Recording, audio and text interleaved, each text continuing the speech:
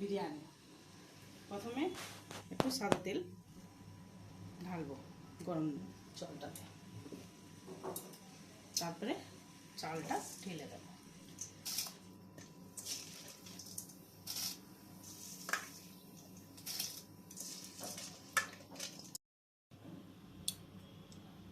দারচিনি দেব, এলাচ দেব, লবঙ্গ দেব, তেজপাতা দেব, নুন দেব 1 চামচ। কিছুক্ষণ হতে দেব। একটু এটা একটু কম সিদ্ধ হয়েছে, চালটা একটু কম সিদ্ধ হয়েছে। এটাকে এবার নেব। আর এদিকে একটুখানি সাদা তেল দিয়ে তেলটা একটু গরম হতে দেব। তেলটা গরম হয়ে গেছে, এবার আলুগুলো ছেড়ে দেবো।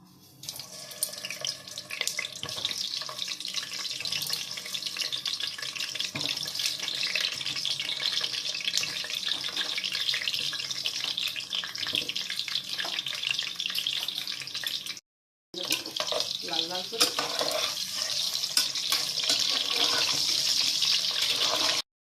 লাল লাল করে ভাজা হয়ে গেছে, এবার আলুগুলো তুলে নেব।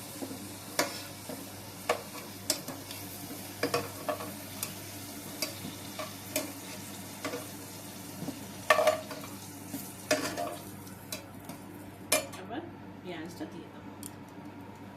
পেঁয়াজটা লাল লাল করে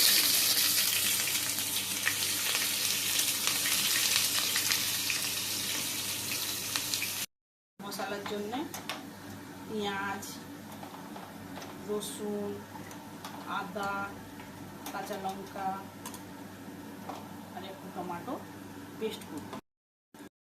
পেঁয়াজটা ভাজা ভাজা হয়ে গেছে, এগুলোকে আবার তুলে নেব। কিছুটা তুলবো, কিছুটা আবার রেখে দেবো। এবার টমেটো কুচিগুলো দিয়ে দেবো।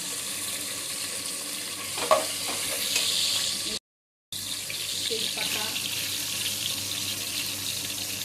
দারচিনি দিয়ে দিলাম। এদিকে শুকনো লঙ্কা, জিরে গুঁড়ো, ধনে গুঁড়ো, হলুদ দিয়ে দিলাম 1 চামচ করে।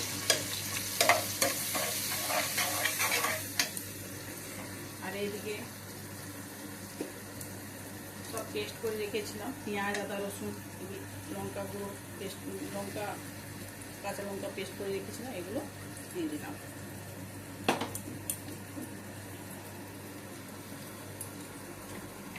এটাকে একটু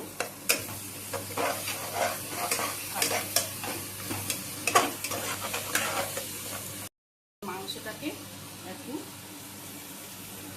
দই দিয়ে মেরিনেট করে রেখেছিলাম, এটাকে দিয়ে দেবো।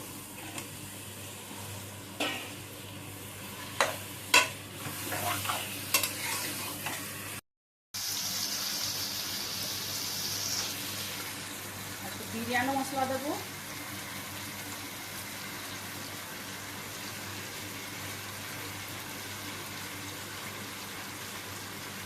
একটু নুন দেবো।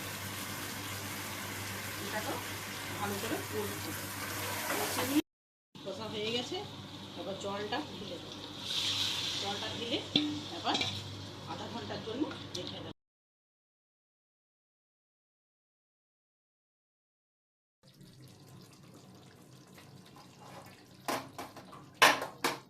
আলুগুলোকে ছেড়ে দেবো।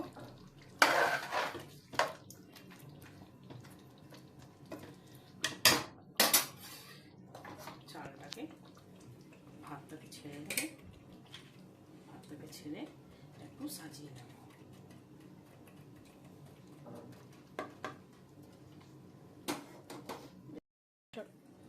বেরেস্তাটাকে দিয়ে দেবো, পেঁয়াজ ভাজাটাকে। আপনার ভাতটাকে দিয়ে দেবো।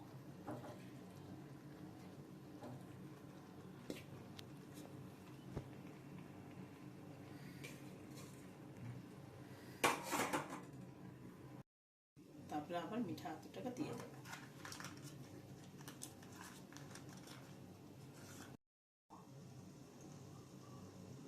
তারপর ঢাকা দিয়ে দেবো, 10 মিনিটের জন্য রেখে দেবো। 10 মিনিট হয়ে গেছে, এবার ঢাকনাটা খুলে নিয়ে দেখে নেবো সিদ্ধ হয়েছে না হয়েছে আলুগুলো।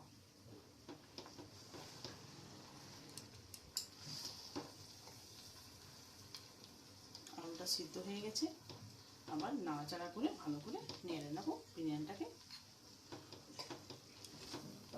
আর একটু টেস্ট করে দেখে নেবো কেমন হয়েছে।